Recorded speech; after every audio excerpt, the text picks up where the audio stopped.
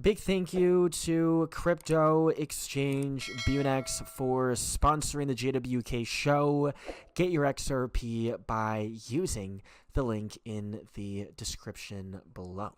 We have a new tweet from David Schwartz, and he says, being a CTO is pretty wild because half the time I look like this and half the time I look like my pinned tweet. So we can see, taking a look at David Schwartz's pinned tweets, we have his profile picture of that. And could David Schwartz also be hinting at OTC with the mention of CTO? Right, OTC is CTO in reverse. So do we have David Schwartz also hinting at the XRP OTC supply as we have the launch of the XRP ETFs? And is this a sign that we have the supply of XRP on OTC running dry? We will see. Now, what we do know is that we do have a supply shock happening. We have exchange balances collapsing 45% in 60 days. We have fresh data showing all exchanges has fallen from $3.95 billion to just $2.6 billion since September. That is $1.35 billion XRP removed in just 2 months. So imagine how much more XRP will disappear again after 2 months, especially with the XRP ETFs getting activated. And next week is a big milestone for XRP as we will have the first full week of trading with 5 pure spot ETFs running in competition, which means that we are expecting a lot of XRP to be bought every single day.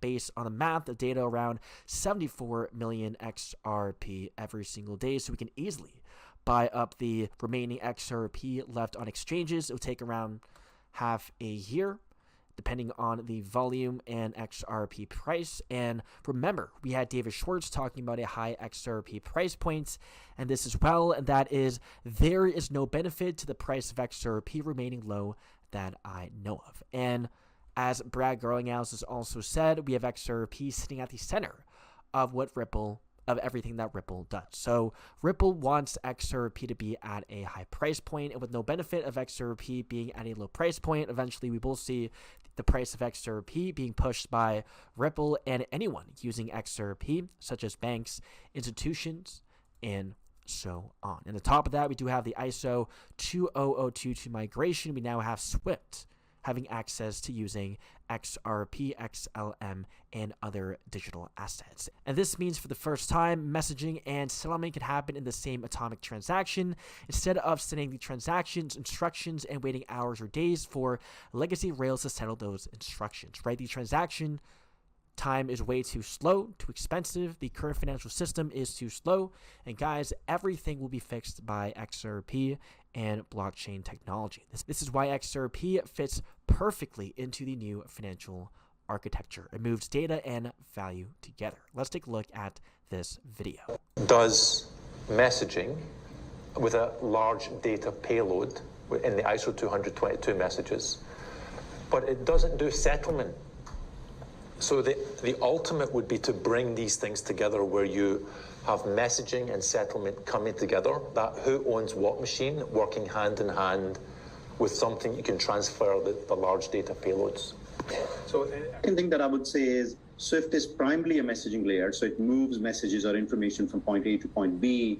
Ripple has combined both messaging and settlement together in one single place, right, which is tightly knit, so that when a message move from point A to point B, also value moves alongside and the value is considered settled and it gets done. So you could send millions of $1 transaction or $5 transaction from institution A to institution B, and they'll get delivered to the beneficiary account safely and with almost zero errors and instant credit into the account. So we are, you can call it, I mean, in terms of network, you can call it us as a Swift-like network, but in terms of technology, we are miles ahead, and we are the modern age technology that has been built up.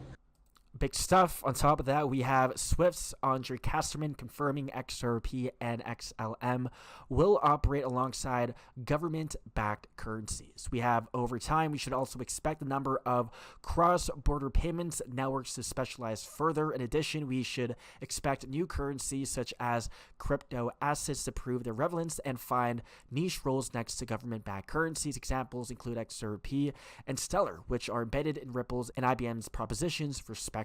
So we will see XRP providing liquidity for government-backed currencies alongside with XLM as well. So major confirmation from Swift using XRP and XLM. And we have from Reese Merrick, and that is back in 2000s, texting was a cash cow with carriers charging something like 10 to 20 cents per SMS or sold in bundles of 500 texts for $10 to $20 per month. Globally, SMS revenue peaked at over $100 billion per year. And then we have WhatsApp launching in 2009 as a cheap cross-platform alternative that used your data plan instead of the SMS system. By 2014, it had 500 million users. By 2018, over 1.5 billion, and now in excess of 3 billion people use it on a monthly basis. So we are expecting the exact same thing to eventually happen with XRP, as we have XRP being implemented into the new financial system, the new payment system,